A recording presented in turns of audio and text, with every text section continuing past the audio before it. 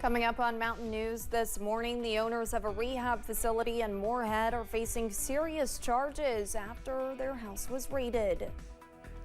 And one election result came down to the wire as the official winner was announced yesterday. Dedicated to Eastern and Southern Kentucky, this is WYMT Mountain News this morning. Good morning, I'm Olivia Calfee. We are coming up on 6:30 on Friday, May 24th. Now let's go ahead and send it over to meteorologist Tim Drawbridge for a look at your forecast this morning.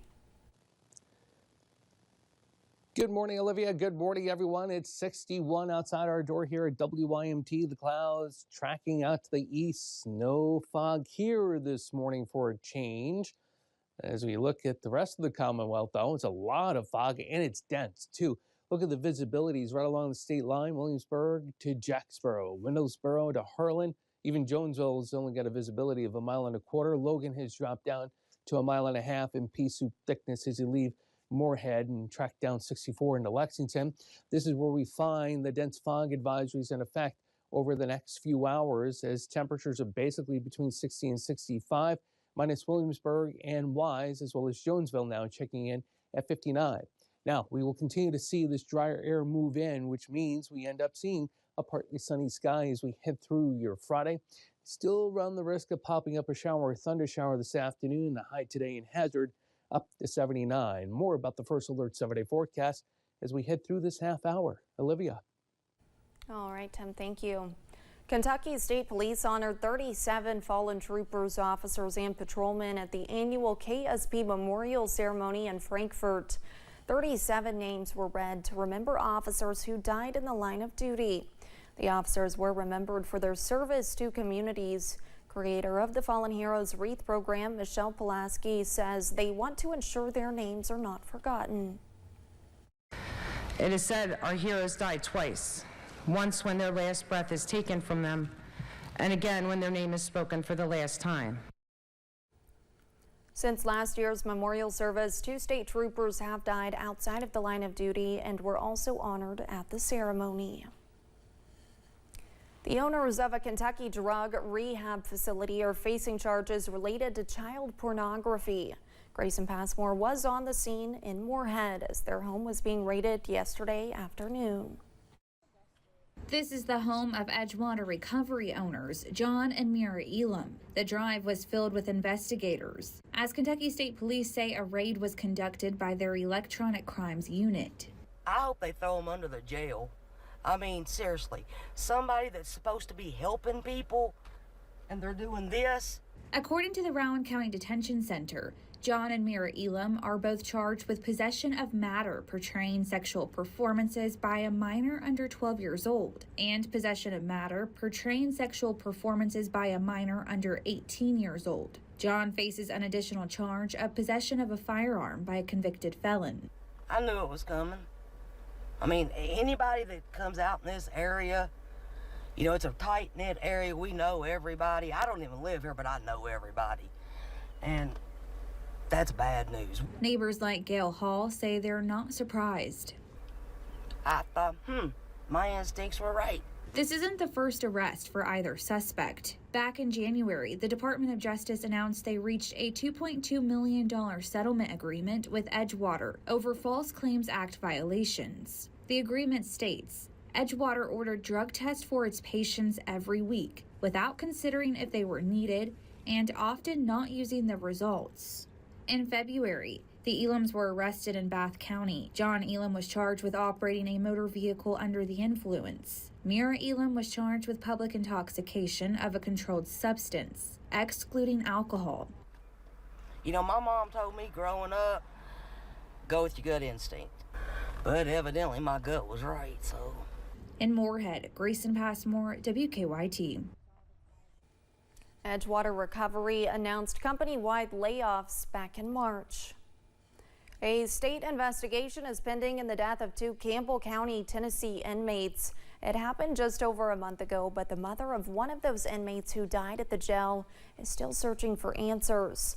Faith Evans died in the jail, the second inmate to die in 2 days. 10 days, Her mother, Phyllis Evans, says it has been a frustrating time waiting for answers as they continue to grieve.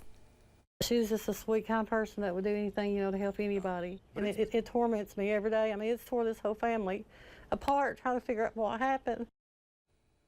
Evans says her daughter leaves behind a 5-year-old son. She says the situation is a nightmare she is never going to get over. A Corbin man was charged with falsely reporting an incident on Wednesday. Police responded to a complaint of someone threatening people in a neighborhood. Police later determined the complaint filed by Marion Roden was false. Roden was charged with falsely reporting an incident and falsely identifying himself. Roden was taken to the Laurel County Correctional Center. A woman was charged in Mingo County, West Virginia, after police say they found her carrying drugs. Crystal Atkins was arrested on Wednesday. Police charged her with possession of fentanyl and cocaine. Atkins was also charged with obstructing an officer. A man reported missing in Laurel County on Wednesday has been found. Police say Austin Kidd was located on Thursday. Kidd was reported missing after police say he was last seen on May 17th. A chemistry teacher was arrested in Oldham County for a school shooting threat. According to Michael Tripp's arrest citation, he told a group of students that he only had a few days left to shoot up the school. Police say he admitted talking about school shootings. They charged him with terroristic threatening.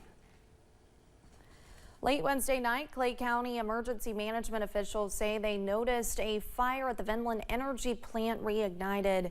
This raised concerns for people within a 1-mile radius of the plant and led to an overnight evacuation of roughly 50 homes and at least 25 people at Landmark Laurel Creek Nursing Center. The deputy director with emergency management says they were able to get the fire under control, allowing people to return to their homes. The emergency at this point, we do not expect any changes, but we will continue to monitor it with emergency management for the next 48 to 72 hours. People began returning to their homes yesterday afternoon. An official at Hazard ARH says 25 residents from Landmark Laurel Creek spent the night at the hospital last night, and they were sent there as part of the evacuation and are being cared for by Landmark caregivers. We are told they will be returning to their facility today. Governor Andy Beshear has given the green light for Kentucky's counter-drug program to continue its operations. In 2023, the program facilitated the seizure of 265,000 fentanyl pills. So far in 2024, the team has seized more than 86,000 fentanyl pills and made 64 arrests. Yesterday, Governor Beshear signed the fiscal year 2025 state drug interdiction and counter-drug activities plan, highlighting the program's effectiveness in disrupting drug flow and enhancing public safety. A truck safety coalition is working to raise awareness about crashes involving large trucks in Kentucky. According to the TCS, truck crash deaths have increased by an astonishing 88% in Kentucky during the past 10 years. The TCS worked with Lexington Police yesterday on how to cut down on these crashes. They say the statistics surrounding these large truck crashes are troubling. This comes from the real world, and not enough is being done to address the problem. Lexington Police say some of their officers are certified commercial vehicle inspectors and work to make sure the trucks on the road are as safe as possible. The race for the Democratic nomination in the 6th Congressional District went down to the wire. Ballots were counted Tuesday night, but the Associated Press called the winner on Thursday afternoon.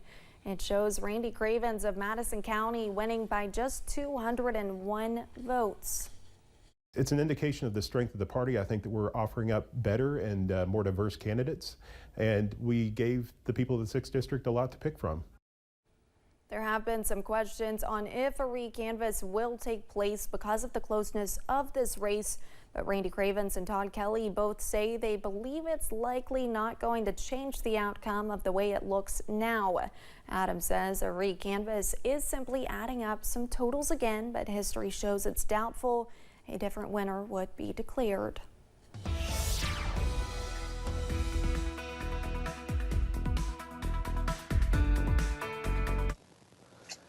And a quick weather update. We got some locally dense fog across the region this morning, and it'll end up burning off by about 8:30, 9 o'clock. And then we are going to be basically just partly sunny. The risk of a shower or thunder shower popping up, not everybody's going to see it. It's more of the hit and miss variety. A forecast high today in Hazard up to 80. Got to keep an eye on a particular time frame during the course of the holiday weekend. All those details coming up with your First Alert 7-day forecast as your WYMT Mountain Morning News continues after the break.